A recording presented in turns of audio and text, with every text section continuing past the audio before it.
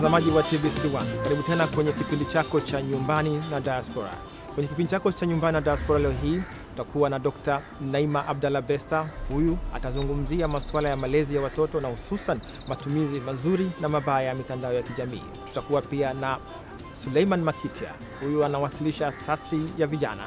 Atazungumzia ushiriki wa vijana kwenye masuala ya uchaguzi, kuzingatia uchaguzi ujao wa mwezi Oktoba.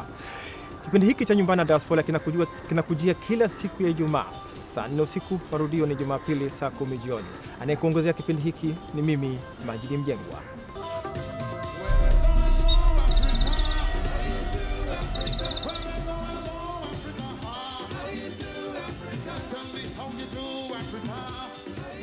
Dr. Naima Abdallah Besta, karibu sana. Ni furaha kwangu kukutana na wewe tena kwenye kipindi hiki, lakini ni furaha ya watazamaji wa TBC1 wanaotuangalia. Mara ya mwisho kukutana na wewe ilikuwa majuma kadhaa yaliyopita. Watazamaji wengi wa TBC1 waliuliza maswali kuhusiana na kile ambacho Dr. Naima Abdallah Besta alikuwa akikizungumzia, hasa kuhusiana na matumizi ya mitandao ya kijamii na yeye kama mlezi, mzazi.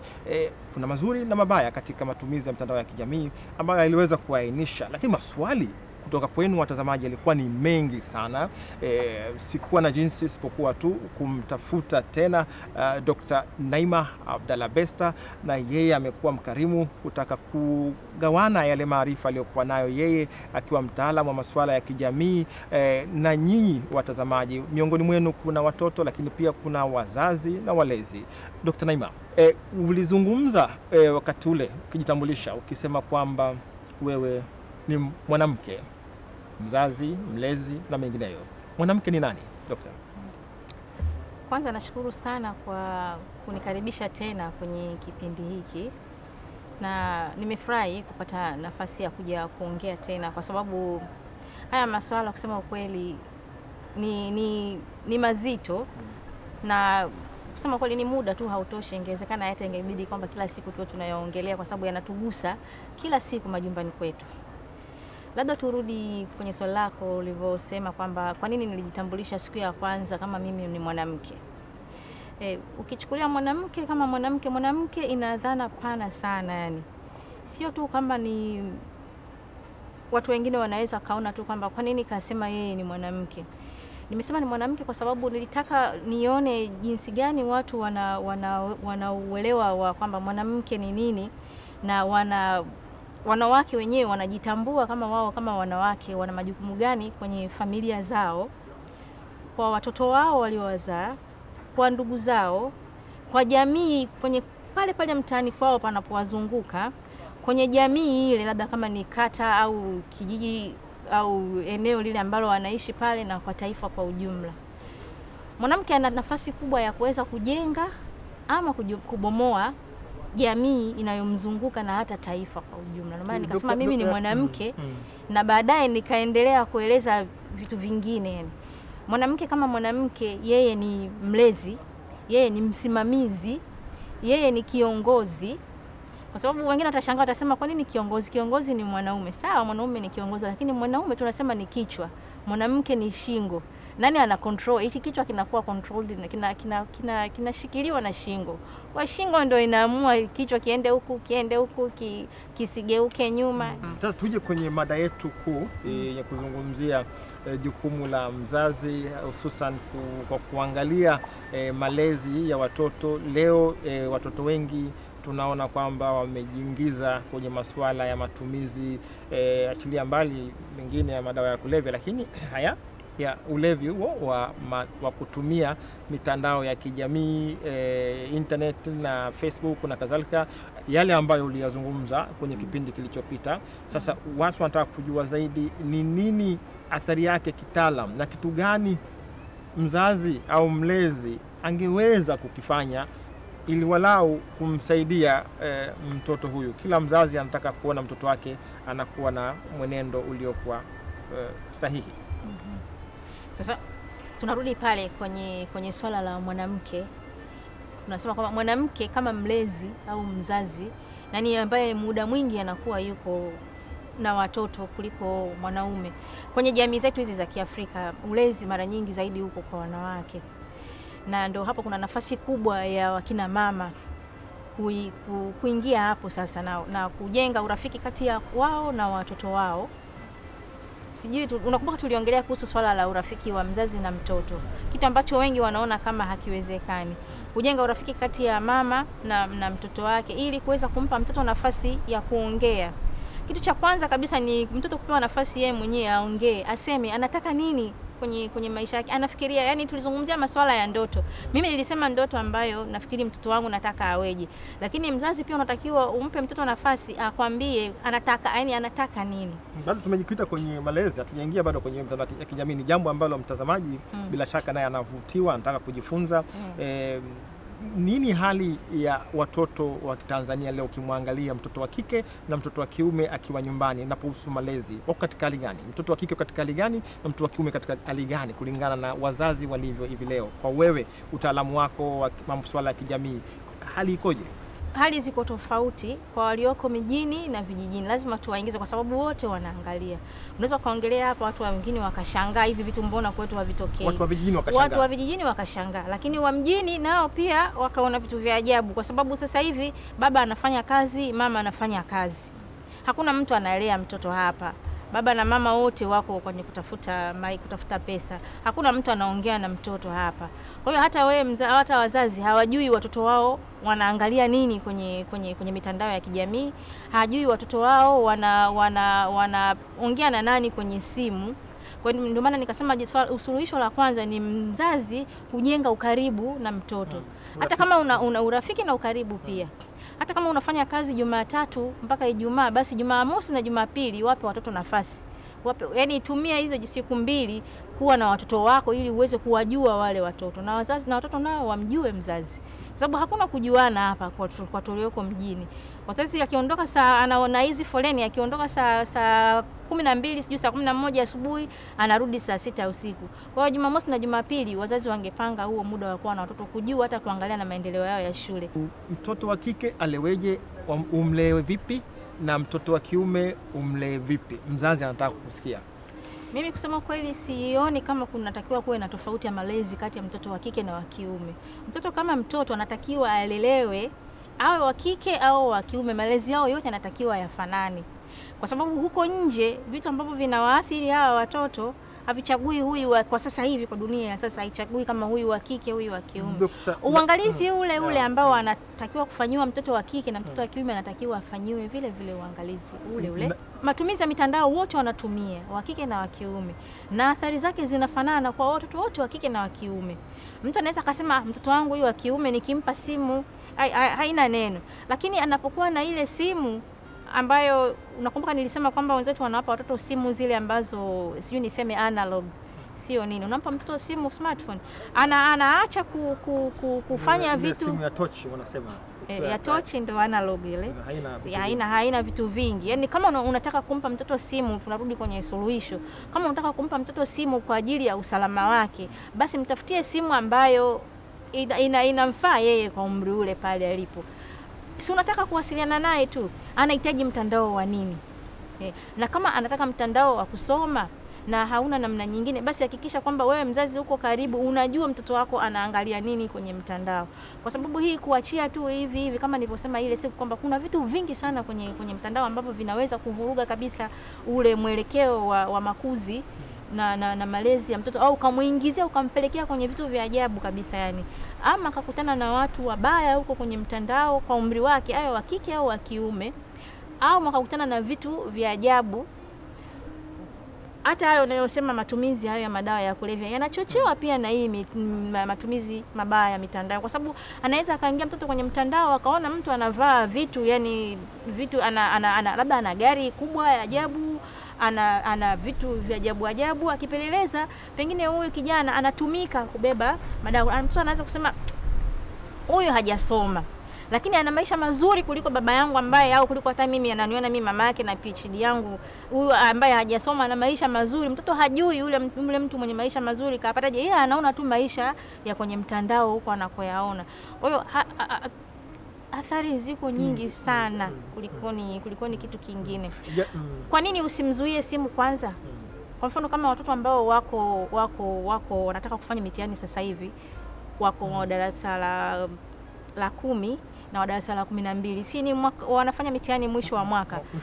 Tuko mwezi wa 9 huu, muda umeisha. Na mbaya zaidi tuko kwenye kipindi cha uchaguzi. Kwa hiyo kuna vurugu nyingi, wazazi wenyewe pia hawana muda wa kuangalia watoto wao wanafanya nini. Wazazi wako busy kubishana kwenye mitandao kuhusu uchaguzi. Hawana muda wa kuangalia watoto. Mimi nakuhakikishia matokeo ya mwaka huu watoto wakifaulu basi ni kwa miujiza. Lakini kama wazazi watastuka sasa hivi, mwezi wa 9 huu uhitaji simu, fungia simu kwenye kabati. Mtazamaji wa TBC1, Dr. Naima Abdallah Besta anaonyesha hali halisi ya vijana wetu, watoto wetu tunaowalea, na kwamba anachokisema uchaguzi, tuko kwenye msimu wa uchaguzi, wazazi wengi wanatumia muda mwingi kwenye malumbano kuhusiana na chaguzi, wakisahau majukumu ya kuwasaidia watoto wao kwenye kuwalea, lakini pia kujua kinachoendelea kwenye masomo yao. Mitihani inakuja mwisho wa mwaka huu na matokeo yatakuja. Dr. Naima, unaamini kabisa kitaalamu kwamba yatakuwa matokeo si mazuri, na ikiwa mazuri ni miujiza? Ni kwa sababu kwa jinsi ninavyoona na ninavyotembea nakutana na watoto wenyewe na waona, na wazazi wenyewe naona, kwa sababu na mimi mwenyewe naingia kwenye mitandao na natumia zaidi usafiri wa jumla. Napanda mabasi, natembea kwa miguu, napita masokoni, wapi. Naona yani hakuna kitu kingine sasa hivi kinaangaliwa. Hata mtu ukimuuliza mtoto wako leo kaja na kazi ya nyumbani kutoka shule, anaweza akakwambia sijui, lakini akakwambia anajua mgombea wa chama fulani ameongea nini. Kwa hiyo yani tuwakumbuke hao watoto. Ndio maana nimezungumza zaidi swala la kuwa tujenge ukaribu na watoto. Tuwakumbuke hao watoto. Na sio kwenye kipindi hiki tu cha uchaguzi. Kwa ujumla. Lakini sasa mimi nawapigania hao ambao wako kwenye ambao wataingia kufanya mitihani yao wa darasa la 10 na darasa la 12. Kwa sababu mtoto wa darasa la 12 akishafeli kuja tena kuanza kurudia tena mitihani, wengine uoga hawawezi kurudia ile mitihani. Hata kama akirudia anakuwa ameshakata tamaa. Lakini ana muda hapa. Hii miezi miwili si midogo. Anaweza akafunga masikio yake yule mtoto mwenyewe, akafunga macho yake, akaachana na television, simu akaweka kwenye kabati kwanza, akafungia. Hahitaji kuwa na simu. Labda kama anaitumia kwa ajili ya masomo. Lakini kama sio kwa ajili ya masomo, afungie simu kwenye kabati, aende maktaba akasome. Aende kama anataka kutumia mitandao, na kwenye mitandao pia kuna vitabu vingi, kama anajua namna hata ile namna tu ya kutafuta, yani anataka nini, kwa sababu kila kitu kiko kwenye mtandao. Kusikiliza Dr. Naima Abdallah Besta, na bila shaka watazamaji wakikusikiliza, mimi kwa niaba yao napata picha kwamba kuna mgogoro mkubwa sasa hivi katika jamii, kwamba wazazi hawana muda wa kutosha na watoto, kwamba hii mitandao ya kijamii na televisheni zinachukua jukumu la wazazi kwenye kuwalea watoto. Niko sahihi? Uko sawa. Mara nyingi watu tunasema kwamba televisheni imefanywa kama ndio mama. Yaani unawasha televisheni, unaacha watoto hapo, alafu wewe unaendelea na shughuli zako. Hata hujui kwenye televisheni wanaangalia nini. Sasa tunachokiona hapo Dokta ni kwamba wenzetu walioendelea wao wanafuata sana maadili hayo, wamekuwa wanazingatia, hawana ulimbukeni. Sisi tunaiga kwa upofu, vingine tunavyoviiga hatuvijui. Watangazaji na wanaoendesha vipindi wanaongea mambo ambayo katika muda usiostahili kwa azila kwa watoto, na huoni kwamba kunakosekana weledi katika taaluma nzima ya masuala hayo ya upashanaji wa habari, kwamba haujakomaa? Siwezi kusema kwamba kuna kosekana weledi kwenye taaluma hiyo. Inategemea na mafunzo yenyewe kwenye vyuo vyetu. Ukumbuka sisi tulitoka kwenye ujamaa, kila siku nakukumbusha. Tulitoka sisi kwenye ujamaa. Tulikuwa kwenye mfumo tofauti na wenzetu ambao wapo. Kuna mahali hapa nikwambia tuliruka. Tumeruka tu, yani kama vile unakuta mtaro, yani mtaro hivi unaruka, unaingia kwingine, unakutana na vitu vingine kabisa, dunia nyingine kabisa, na wewe unajiingiza mzima. Wakati tunatakiwa tunakwenda kwenye huko tunakoenda sasa hivi, kuna vitu ambavyo tunabidi tuangalie wenzetu wanafanya nini. Na kwenye mafunzo hayo ya tasnia hiyo ya uandishi wa habari, ama wa televisheni au magazeti au nini, kuna vitu ambavyo vinatakiwa viingizwe ambavyo havipo. Umeniambia tangazo lile ambalo limetolewa na likarushwa kwenye television. Unaona kuna kitu kabisa hapa kimekosekana.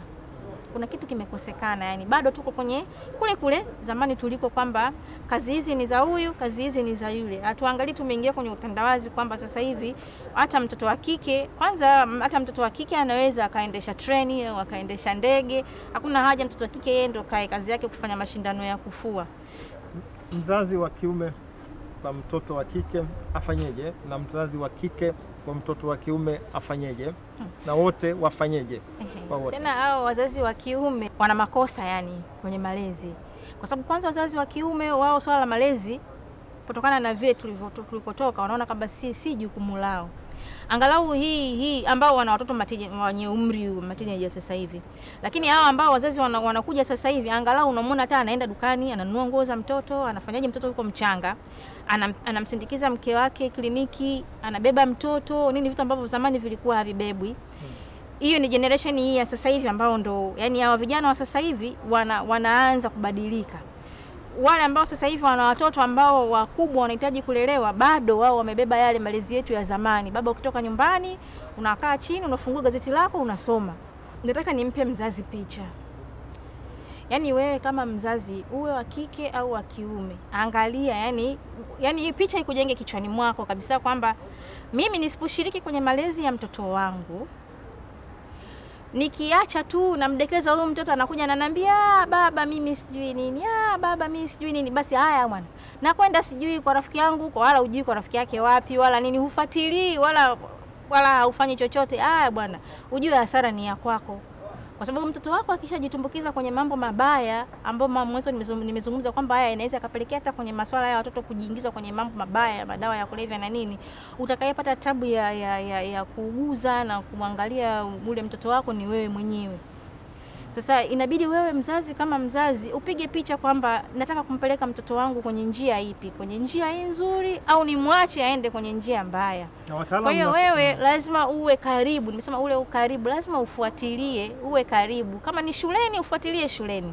Usiwaachie walimu tu peke yake. Walimu wanafanya kazi nzuri mashuleni. Kwa hiyo mzazi wewe mwenyewe unatakiwa uwe karibu na mtoto wako, uwe karibu na walezi wengine ambao ni walimu. Wataalamu mnasema, nimesoma mahala, miaka 10 ya mwanzo kwa mtoto tangu anazaliwa, ile 0 mpaka 10 ndio kipindi ambacho mzazi unatakiwa uwe karibu sana na mtoto ili aweze kukufahamu, alafu baadaye anaweza kuwa sasa rahisi zaidi kwenye mahusiano.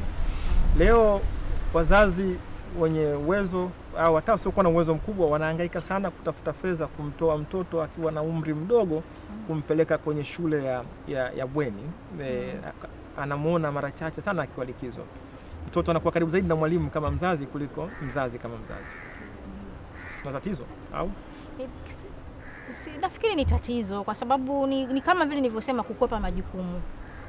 Wewe ukishaamua kuleta mtu duniani, ukishaamua kwamba wewe ni mzazi, ni kwamba umeleta mtoto duniani. Kwa hiyo ni wajibu wako wewe uliyemleta huyo mtoto duniani kuhakikisha kwamba yule mtoto anapata maadili yote, anapata elimu inayostahili, na yeye anakuwa mwanajamii bora. Ni wajibu wako wewe uliyemleta mtoto yule pale duniani.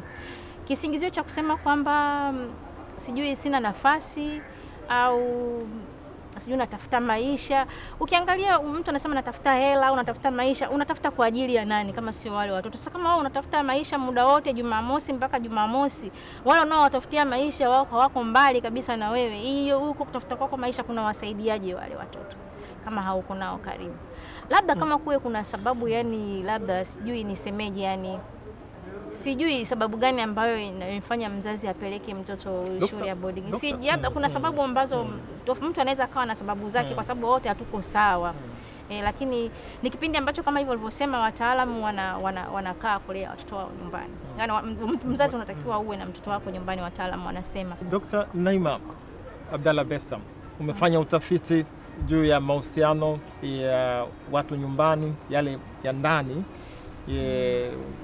na PhD umebobea. Nini hali ya familia, mahusiano ya Watanzania kwa ujumla wake hii leo? Wanazungumza haya tunayozungumza hapa, mtu na mkewe au mkewe na mwanamke na mumewe? Inategemea ni familia aina gani na wapi. Wapo ambao wanazungumza, wapo ambao hawazungumzi. Kama tulizungumza, nimesema huko nyuma kwamba wengine wanaona jukumu la ulezi ni jukumu la mama tu, sio jukumu la baba. Yeye baba kazi yake ni kwenda kutafuta, akishaleta hiyo hela, mradi kanunua hapo, kaweka pesa hapo ndani, mtajijua wenyewe, mmekula, hamjakula, mmekwenda shule, mmefanyaje, yeye hayamhusu. Na mume anaweza kafikiri kwamba hicho ndio anachohitaji, ndio anachotakiwa tu hicho, anafikiria. Lakini mwanamke anahitaji nini leo? Lakini nimesema wapo. Lakini wapo wengine hapa pia wanafanya kazi, hawapeleki hata hiyo senti 5 nyumbani, hawajui watoto wamekula nini, wala wameenda shule, wamesoma, wako pia wa hivyo. Utafiti wangu pamoja na hivyo ulikuwa unaangalia tuseme vitu vitatu. Kitu cha kwanza, maisha ya watu kwa ujumla na tofauti zao hayako sawa. Mwanamke ambaye analimwa mwani, ambaye mume wake ni mvuvi wa kawaida au mvuvi yule anayetembea kwa miguu, anakwenda baharini, anavua na mshipi.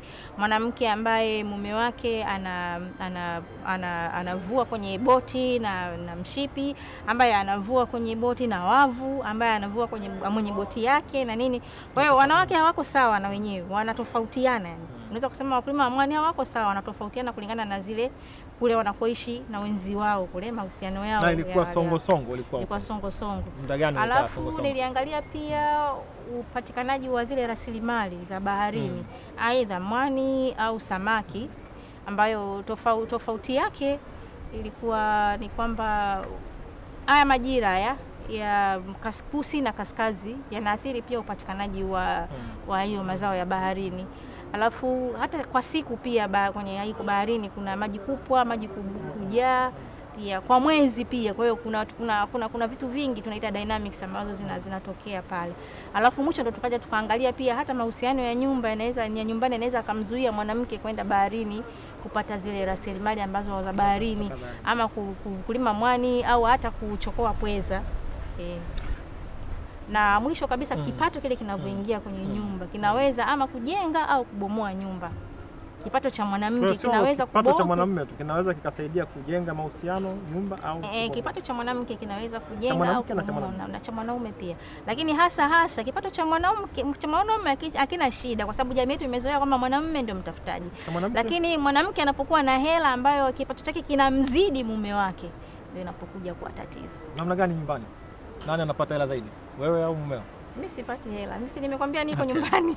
Mimi nikushukuru sana Dr. Naima Besta. Nyumbani, lakini unaweza ukafanya kazi ukiwa nyumbani. Nafanya kazi kutokea nyumbani. Nakushukuru sana kwa kupata nafasi hii tena ya kuja kuzungumza na watazamaji wa TBC1 juu ya kile ambacho unakifahamu kwenye uhusiano na masuala ya mahusiano, lakini pia masuala ya mahusiano na watoto, wazazi na watoto wao. Tumeangazia mitandao ya kijamii, namna gani ya kufikiri. Nakutakia kazi njema. Shukran.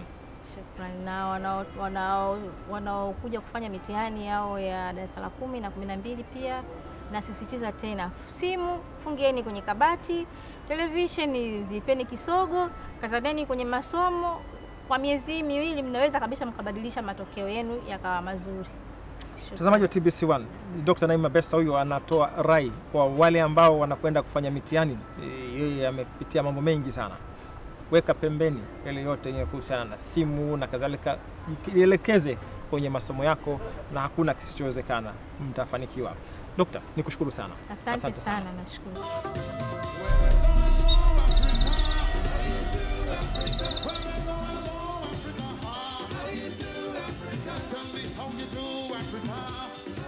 Suleiman Makwita, karibu sana kwenye kipindi chetu cha Nyumbani na Diaspora. Asante sana. Mara kwanza tunaongea, lakini uongei na mimi tu, tunaongea na watazamaji wa TBC1. Tuko kwenye msimu huu wa uchaguzi, imebaki muda mfupi kabla ya kwenda kwenye sanduku vya kupiga kura.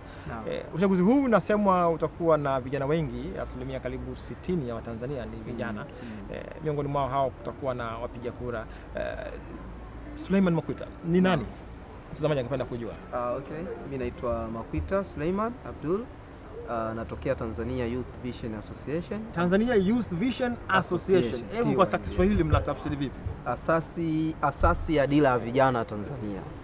Asasi ya dira ya vijana Tanzania.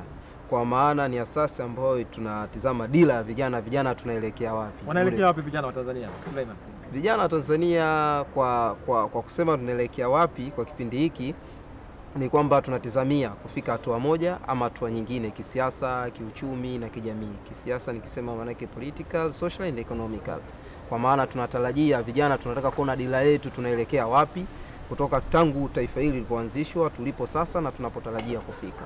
Kiuchumi tunatarajia sasa vijana kuelekea katika kujijenga sasa kiuchumi, kuona taifa lenye vijana walioajiriwa au waliopata wenye ajira hata kwa kujiajiri wenyewe, vijana ambao wana uchumi unaoeleweka, vijana wanaofanya kazi kwenye sekta zilizokuwa tunaita sekta binafsi hata hizi za serikali, sekta rasmi na zisizokuwa rasmi, lakini zile ambazo zinajenga uchumi wa vijana wanaweza kujisimamia katika masuala mbalimbali.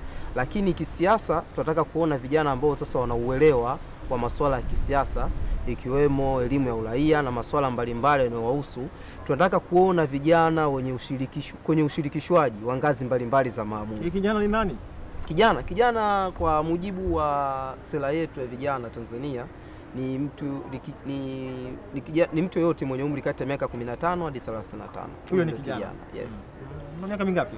Mimi sasa hivi na miaka 24. 24. Yes. Kijana. Chaguzi ngapi umeshiriki? Na nimeshiriki ya kwanza ile ya mwaka kwa mara yangu ya kwanza. Ni uchaguzi uliopita mwaka nimeshiriki wa 2010 na huu sasa. Kwenye kupiga kura. Lakini uchaguzi wako wa pili.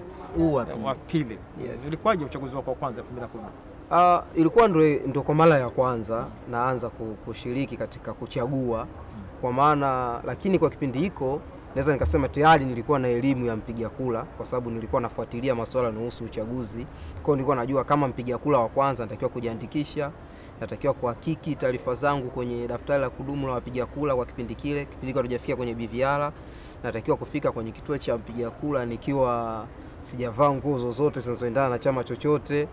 Kwa taarifa nilikuwa nazo, nilikuwa na information za kutosha kwamba natakiwa nifanye nini na nikaweza kuvote, nikachagua kiongozi ambaye namhitaji. Unafikiri vijana wengi leo wana taarifa za kutosha, wanajua wanaenda kufanya nini? Ni changamoto kubwa kwa kipindi hiki kwa sababu vijana wengi wanaonekana hawana taarifa za kutosha ingawa baadhi wanazo. Na ndio maana hata sisi Tanzania Youth Vision Association huko nakotokea sasa hivi tuna program tunaita kijana na kura yako. Tukiwa tunahamasisha vijana kupiga kura, lakini tulianzia katika kuhamasisha kujiandikisha, na katika kuhamasisha vijana kupiga kura tunatoa elimu vile vile kuhamasisha vijana kuhusu elimu ya mpiga kura.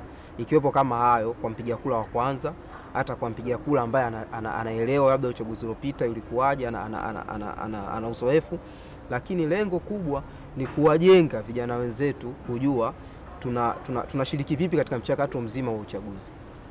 Mimi nilipata kujiwa na moja ya redio za mikoani. Ndio. Mwandishi aliniuliza mtazamo wangu juu ya dhana ya vijana kufikiri kwamba kadi yake ile ya kwenda kupiga kura ni kama jembe lake, panga lake ya kwenda tu kumharibia mwingine. Sahihi niliulizwa mtazamo huo, nikasema huyo mtu anaweza akawa hajajitambua, hafahamu hasa maana ya demokrasia ya yeye kwenda kushiriki kupiga kura. Ni kwamba inahusu maamuzi yenye kukuhusu wewe binafsi mpiga kura, lakini familia yako kama una familia, miaka 10-20 ijayo unaweza kuijenga pale, kwa maana kwamba uyaweza ukawa umefanya maamuzi yasiyo sahihi yakawa umejipiga panga mwenyewe, sio yule unakwenda kumpiga panga. Vijana wa Tanzania wanajitambua? Vijana wa Tanzania wanajitambua kwa kiwango chake, lakini sasa nikasema kwamba hawajitambui kwa sababu wanatofautiana. Vile vijana wa Tanzania wako aina tofauti. Tanzania kuna vijana wa kijijini, kuna vijana wa mjini, kuna vijana waliosoma, kuna vijana wasiosoma. Kwa hiyo hata uelewa na masuala mbalimbali jinsi ya kutambua mchango wao na kuhusu uchaguzi wanatofautiana kulingana na hayo makundi waliokuwemo. Kuna wale wenye taaluma, kuna wasiokuwa na taaluma, kuna wenye information wako maeneo ya mijini, wenye taarifa. Wenye taarifa. mbalimbali, kwa hiyo wanakuwa wanatofautiana. Sasa jambo la msingi ni kwamba kuhusu kusema ile kadi ni kwamba ni kifaa fulani cha kwenda kumharibia mtu mwingine, sijui wanasema kama ulivyosema. Kimsingi ni kwamba vijana wanatakiwa kutambua kwamba ile kadi si silaha ya kumharibia mtu mwingine, wala si silaha labda ya kuona kwamba sasa tunaenda kumkomoa mtu fulani kwamba ndo sasa tunaenda kumuonyesha. Hapana, ile kadi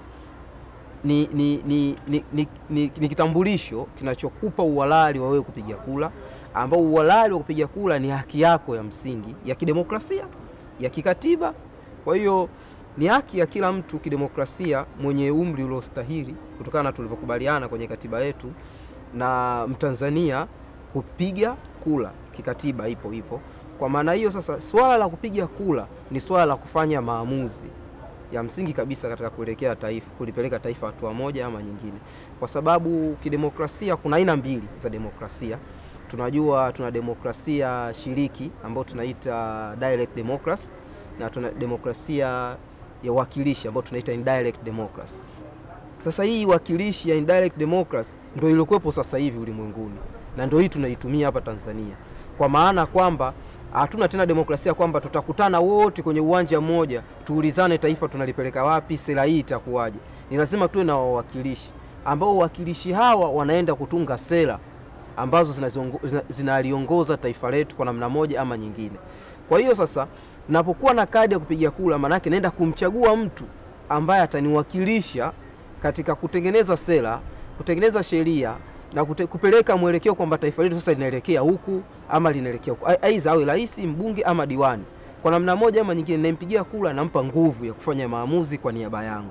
Sasa ile kadi si kwamba naenda kusema kwamba labda naenda kwa ajili ya kumkomoa mtu fulani kwamba naenda kupiga kura hii bora nimpe huyu nimkomoe huyu, au nampa hii namkomoa huyu. Yale ni maisha yetu, yale ni ndo mustakabali wa taifa letu. Kwa maana hiyo kwamba unapoenda kupiga kura kwa kutumia kadi yako, maana yake ile ni haki yako na ni kwa ajili yako, si kwa ajili ya mtu mwingine. Kwa hiyo kuna mambo, kwa mfano vijana anaweza akasema labda nyongeza wakati mwingine vijana kama wewe Suleiman, naweza ikawa ni kwa ajili ya familia watoto wako watakaokuja, inahusu mustakabali wa nchi yako, si swala tu la wewe peke yako.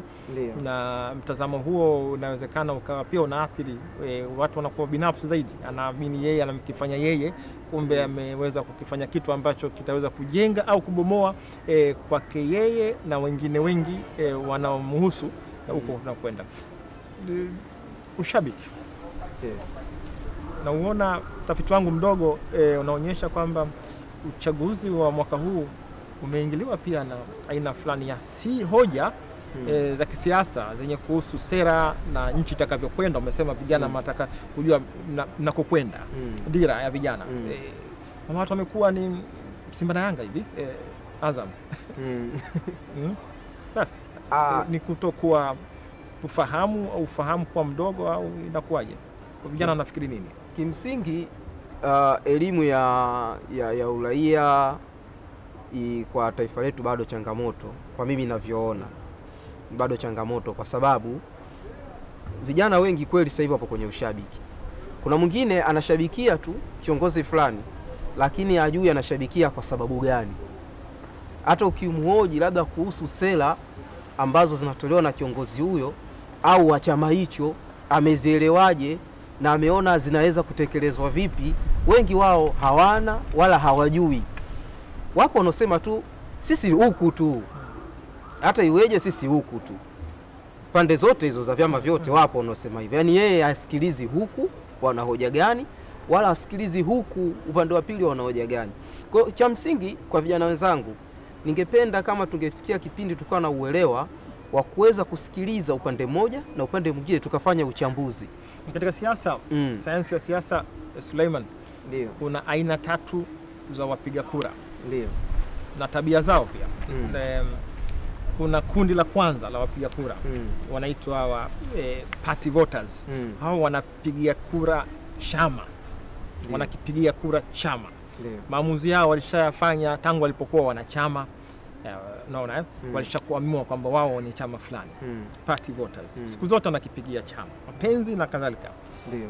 Kundi la pili linasemwa ni wale wenye kupiga kura kwa ushabiki, pigia mtu au tu msimu huu mimi ninashabikia chama fulani au mtu fulani. Hilo kundi la pili. Haya yote ni madogo kwa sababu wanachama wa vyama vyote kwa pamoja hawazidi milioni 15. Ndio. Na mashabiki pia. Lakini kuna kundi kubwa katika sayansi ya siasa. Kundi ambalo huwa sila wenye kadi za vyama, wasio na vyama, wasio na ushabiki. Na ndio hao wengine wanajaa sana kwenye mikutano. Unalitambua hilo? Vijana mnatambua kwamba kuna kundi la ambao hawajaamua na hao wanafuatilia sana kile ambacho nyinyi asasi yenu mnakisema ili kiwasaidie kujenga hoja na kufanya maamuzi sahihi. Hilo nalitambua kwamba Watanzania wanaoshiriki kwenye vyama vya siasa namba yao ni ndogo kulinganisha na Watanzania idadi yao ni ndogo kulinganisha na Watanzania wasioshiriki kabisa kwenye masuala ya siasa. Yaani nikisema wasioshiriki maana kushiriki kwenye siasa wanashiriki kwa kupiga kula kama hivyo. Lakini kushiriki kwenye vyama vya siasa yani kuwa labda wana kadi za vyama fulani. Na hata kwenye ushabiki huwa hawapo hata kwenye ushabiki. Sasa jambo la msingi la kuzingatia ni kwamba wale wanaofanya zile kampeni kutoka kwenye vile vyama wasizani wanaenda kuwafanyia kampeni labda wale wanachama wao. Kwa sababu mara nyingi unakuta tu kwenye ule uchaguzi watu wanahangaika na wale wanachama wao. Wajue kwamba wanafanyia kampeni wa Tanzania na kuna Watanzania ambao si washabiki wa vyama na wala hawapo kwenye vyama. Kwa maana hiyo kwa muda mwingine kumekuwa na tabia ya kujisahau kwa hivi vyama vya siasa, kuzani tu kwamba wanazungumza na mashabiki na wapenzi wa vyama vyao. Kumbe wanakuzungumza na wakwao ambao wameshaamua. Kumbe wanajisahau kwamba wale wanaozungumza nao pale wale tayari ni kula zao tayari. Wale ni washabiki wao au ni wapenzi wao wa vyama vyao. Lakini kuna wale ambao si mashabiki wao na wala si wapenzi wa vyama vyao. Tunahitaji kusikia sasa wanatuambia wanatupeleka wapi, yani kama taifa kuanzia hapa tulipo, na hizo sera wanazotupa zitatekelezwaje. Maana mtu anaweza akasema tu kwamba naweza kufanya hiki lakini asiseme hiki kitatekelezwaje ama kitafanywaje. Kwa hiyo sisi tunapenda kusikia vijana kwamba tunapenda kusikia kwamba sera hii iko hivi na itatekelezwa hivi. Na kikubwa cha msingi kabisa vijana kwa mujibu wa hiyo sensa mwaka 2012 ni zaidi ya 60%. Kwa hiyo sasa kama ni 60% ya Watanzania, kwa maana hiyo Watanzania wengi walikuwa katika kipindi hiki cha sasa hivi ni vijana. Na vijana ndio watakaopiga kura wengi na wengi wamejiandikisha. Ni kweli vijana wengi ndio watakaopiga kura. Vyama vyote vinavyoshiriki uchaguzi huu karibu vyote vikubwa ndio vinazungumzia ajenda ya mabadiliko. Ndio. Miaka ya uhuru ulikuwa haupo wewe na mimi sikuwepo, lakini haina maana unatakiwa kusoma, tunasoma. Wakati Tanganyika kidai uhuru, ukitaka kuwepo kwa mabadiliko, kuwepo na uhuru, TANU kwa na UTP, kwa TANU, ANC, TANU unaifahamu, ushasikia bila shaka. Walizungumza sana kina Mwalimu juu ya kuandaa wa Tanganyika kwamba uhuru huu na kazi, kwamba maisha yetu hayatabadilika baada ya kupata uhuru. Uhuru uendane na kufanya kazi. Kwa nini sasa hivi watu wanaamini sana hao vijana kwamba maisha yao yatabadilika haraka tu baada ya labda akiingia kiongozi fulani au mbunge fulani au diwani fulani? Kwa hiyo madiwani, wabunge, marais wamekuwa ni kutoa ahadi za kubadilisha maisha ya wale vijana. Vijana wanaamini hivyo kwamba yatabadilika. Kwa nini tunatoka kwenye dhana hii ya kufikiri kwamba watu lazima wafanye kazi? Kulingana na maelezo aliyotoa, ni vijana naweza kusema kama wanaamini hivyo watakuwa wamepotoka. Mabadiliko hayawezi yakaletwa labda na diwani uliomchagua ama yakaletwa na mbunge uliomchagua ama rais uliomchagua. Ila wao wanachokifanya ni kuweza kutengeneza, kwa sababu wale nimesema wanatuwakilisha kwenye kutengeneza hizo sera na masuala mbalimbali. Labda tunaelekea huku vijana tutatengenezea sera nzuri hizi kuhusu masuala yao ya kidiplomasia vijana, masuala yao ya afya, masuala yao ya elimu, ama taifa kwa ujumla katika afya litakuwa hivi, katika elimu litakuwa hivi. Ila kazi sasa itakuja kufanywa na sisi. Kwa hiyo wale vijana ambao labda hawafanyi kazi hawajitumi, isije wakazani kwamba atakuja kutokea rais ambaye labda ama kiongozi ambaye atakuja kuwapa hivyo vitu mkononi. Swala kama hilo hakuna. Na umegusia kipindi cha dhana za ukombozi wa taifa letu. Labda niseme jambo moja. Kipindi cha kudai uhuru, kuna harakati mbili ambazo watu wanazisahau mara nyingi sana. Kuna harakati mbili zilikuwa kwa kipindi kimoja. Kuna harakati za kudai uhuru na kuna harakati za ukombozi. Zilikuwa zinaenda kwa pamoja.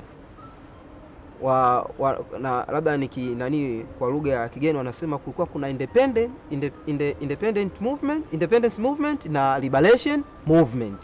Kwa maana harakati za kudai uhuru zenyewe zilikuwa sana kisiasa. Tulikuwa tunataka tukomboke, Mwingereza aondoke, tuwe huru. Lakini katika liberation movement au harakati za ukombozi tulikuwa tunataka tuone mabadiliko yetu katika uchumi, mabadiliko yetu kwenye masuala ya kijamii na hata hayo ya kisiasa kwa ujumla wake.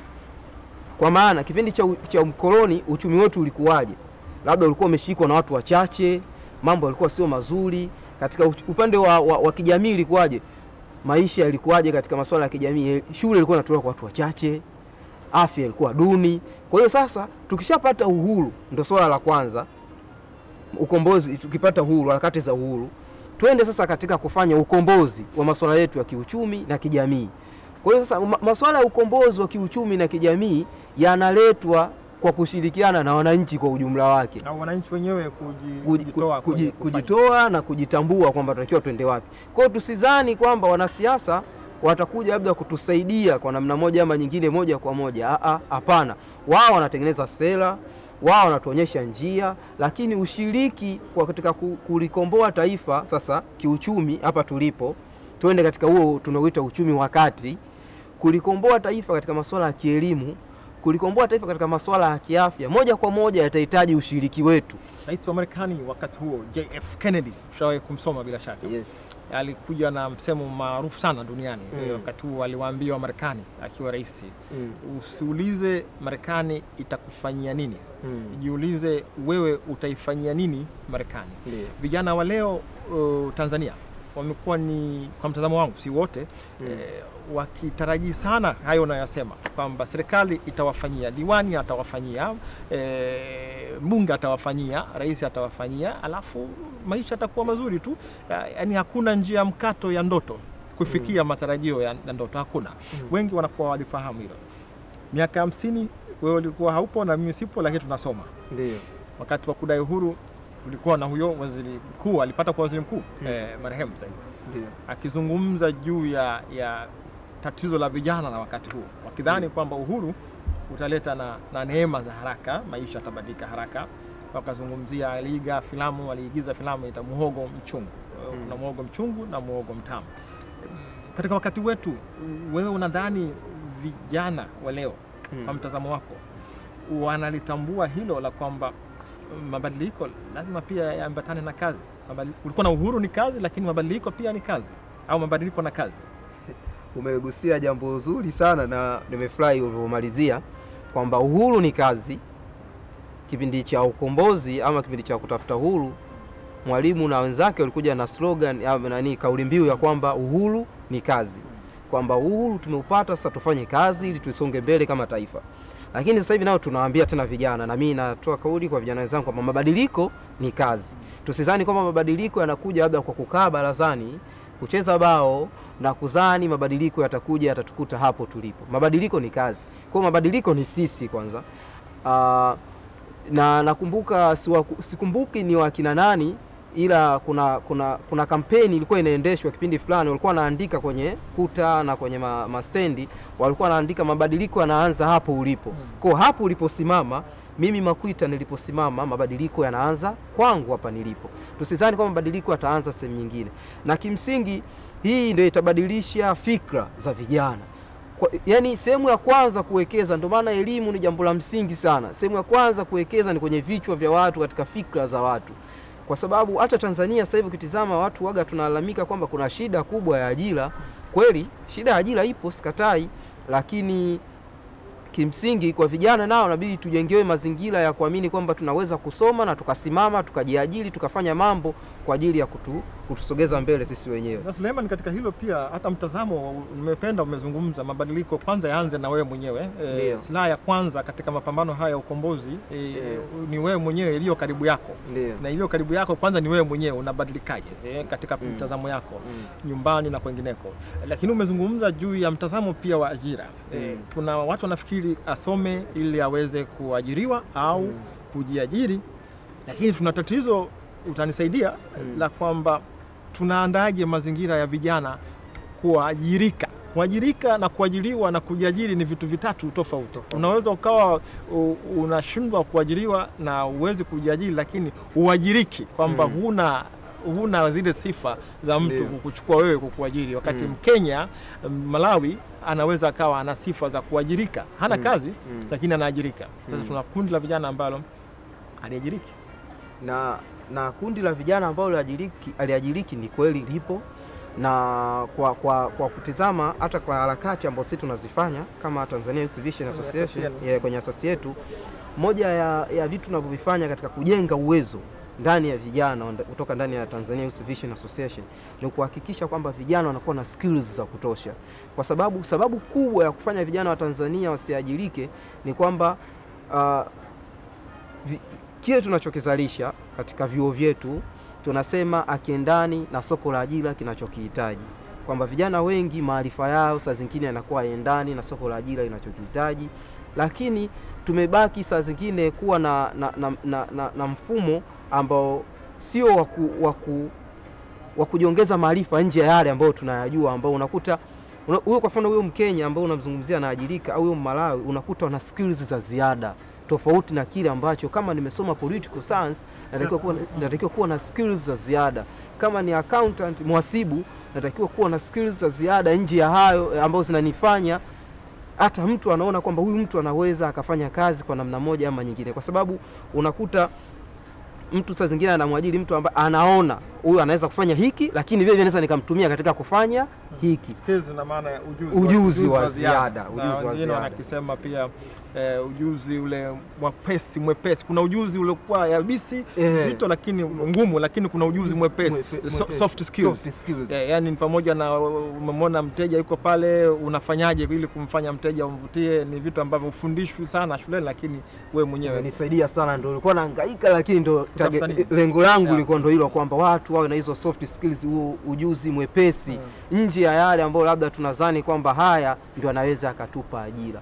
Lakini tujengewe misingi vile vile ya kuweza kufanya kazi, kuziinua hizi tunaziita informal sectors. Tanzania kuna informal sectors nyingi, watu wanafanya kazi sekta zisizo rasmi. Tunatakiwa tuzifanyie mazingira ya kuziboresha ili kuweza kufanya vijana wanufaike na sehemu hizo.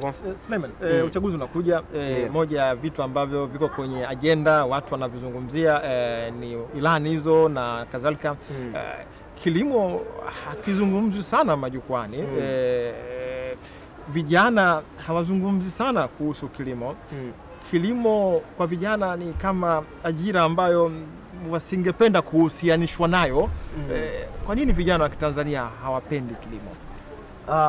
Kwanza kwenye kilimo tumezungumzia jambo la msingi kabisa tunapozungumza kilimo kwenye uchaguzi huu, na tunapozungumza kilimo kwenye swala zima la ajira. Kilimo kinaajiri zaidi ya Watanzania zaidi ya 70% wanajihusisha na kilimo. Zaidi ya 70% ya Watanzania. Kwa sababu kilimo sio tu kushika jembe na kulima. Kuna yule ambaye anatarajia kufanya biashara kutokana na mkulima. Kuna yule ambaye anauza mbolea, ndio maisha yake kuuza mbolea kwa mkulima, na kuna yule ambaye anachukua bidhaa za mkulima kuziuza. Kuna anayesafirisha bidhaa kutoka shamba kuzileta mjini. Zote ni shughuli zinazoendana. Kilimo kuna shughuli zinazoendana na kilimo. Kwa hiyo kama tutaifanya sekta ya kilimo kuboreshwa na ikawa ina manufaa kwa Watanzania, vijana nao wataikimbilia sekta ya kilimo, na sekta ya kilimo itawaajiri watu wengi. Cha msingi cha kufanya ni kuhakikisha sekta ya kilimo imekaa katika mazingira mazuri. ambayo itawavutia hata vijana kushiriki. Na uhakika sekta ya kilimo kiboreshwa, vijana wengine hata wasomi kabisa wataacha kufanya shughuli zingine, wataenda kulima. Itaboresha, itaongeza ajira na itaboresha maisha ya vijana, kwa sababu tumeona kwa kipindi hiki cha karibuni kuna, sijui Kiswahili wanasemaje, extractive industries. Hizi makampuni yanayosimamia masuala ya uchimbaji wa madini sana kama mafuta na gesi, na kwa hiyo katika haya makampuni yanayosimamia katika uchimbaji wa madini, sasa hivi Tanzania yamekuwa makampuni makubwa, yani tumewekeza sana huko, uchumi wetu ulielekea huko. Tuseme sekta ya madini imekuwa kwa kifupi. Lakini kwa mtazamo wangu sekta ya madini haiajiri watu wengi, japokuwa inaingizia pato kubwa taifa na imekuwa kwa kiwango kikubwa, lakini haiajiri watu wengi. Yani asili ya sekta hiyo huaga haiajiri watu wengi, yani ilivyo wanaajiri watu wachache, lakini ni sekta kubwa na inaingiza mapato makubwa. Kwa sekta ya kilimo ni sekta pana yenye uwezo wa kuajiri watu wengi. Kwa hiyo unaweza ukawa na kazi fulani ambayo ina mapato makubwa lakini inaajiri watu wachache, inawaacha wengi.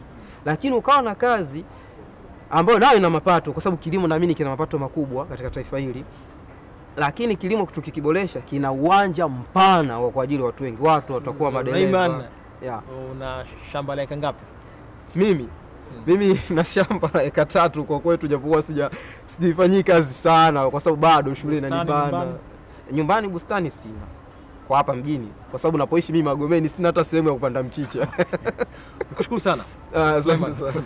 Nakushukuru sana wapenzi watazamaji wa TBC1. Tulikuwa na Suleiman Makitia, huyu amezungumza masuala ya msingi zaidi kuhusiana na ushiriki wa vijana kwenye uchaguzi, lakini masuala ya msingi yenye kuhusiana na vijana na taifa kwa ujumla. Nikushukuru sana. Asante sana.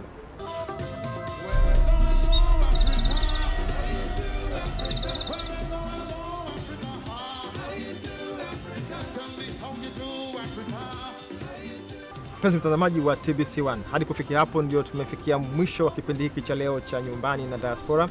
Tumemsikia Dr. Naima Besta akizungumzia masuala ya familia, matumizi ya mitandao ya kijamii, lakini pia tumemsikia Suleiman Makwita, yeye amezungumzia masuala ya ushiriki wa vijana kwenye chaguzi, hususan uchaguzi ujao wa mwezi Oktoba. Nikutakie jioni njema. Unaweza kukiona kipindi hiki kupitia YouTube na mitandao mingine ya kijamii, lakini pia unaweza kusikia marudio ya kipindi hiki siku ya Jumapili saa 10 jioni hadi saa 11 jioni. Ni mimi mwongozaji wa kipindi hiki Majid Mjengwa, nikishirikiana na wenzangu timu nzima iliyoshiriki kuandaa kipindi hiki. Nakutakia jioni njema.